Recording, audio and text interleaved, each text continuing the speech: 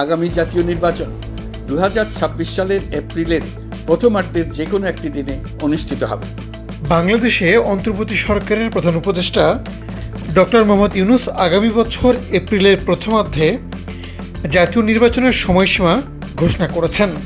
যদিও বিএনপি সহ সমমনা রাজনৈতিক দলগুলো তাতে হতাশা প্রকাশ করেছে, কিন্তু শেষ পর্যন্ত সবাই এই সময়সীমা মেনে নিলেও নির্বাচনটিকে অংশগ্রহণমূলক, অন্তর্ভুক্তিমূলক, উৎসবমুখর ও গ্রহণযোগ্য করার ক্ষেত্রে কী কী চ্যালেঞ্জ সরকারকে আগামী 10 মাসে মোকাবেলা করতে হবে সে আলোচনাও উঠছে। এ নিয়ে বিবিসি বাংলা একটি রিপোর্ট করেছে। সেই রিপোর্টের শিরোনাম হলো এপ্রিলে নির্বাচন আয়োজনে সরকারের সামনে যত চ্যালেঞ্জ।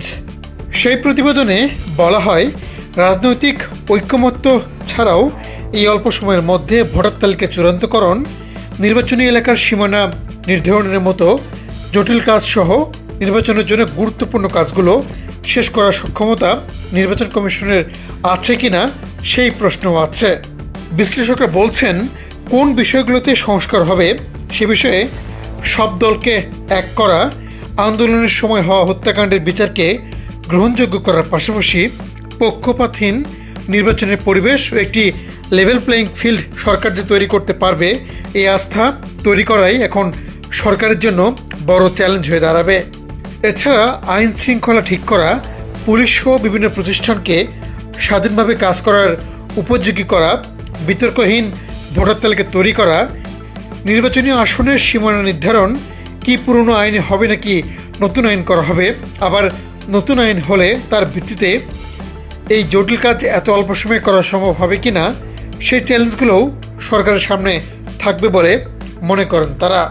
বাংলাদেশে গ্রহণযোগ্য নির্বাচনগুলোতে আওয়ামী লীগের ভোটের হার 30 থেকে 40%। এখন দলটিকে নিষিদ্ধের পর তাদের নির্বাচন প্রক্রিয়ার বাইরে রেখে নির্বাচনকে কিভাবে অন্তর্ভুক্তিমূলক করা যাবে সেই চ্যালেঞ্জও এই অন্তর্বর্তী সরকারকেই নিতে হবে বলে বিশ্লেষকরা মনে করেন। আওয়ামী লীগ সমর্থক ভোটারদের বাদ দিয়ে কিভাবে এই নির্বাচনটি হবে, এটিও বড় একটি চ্যালেঞ্জ হবে সরকারের জন্য।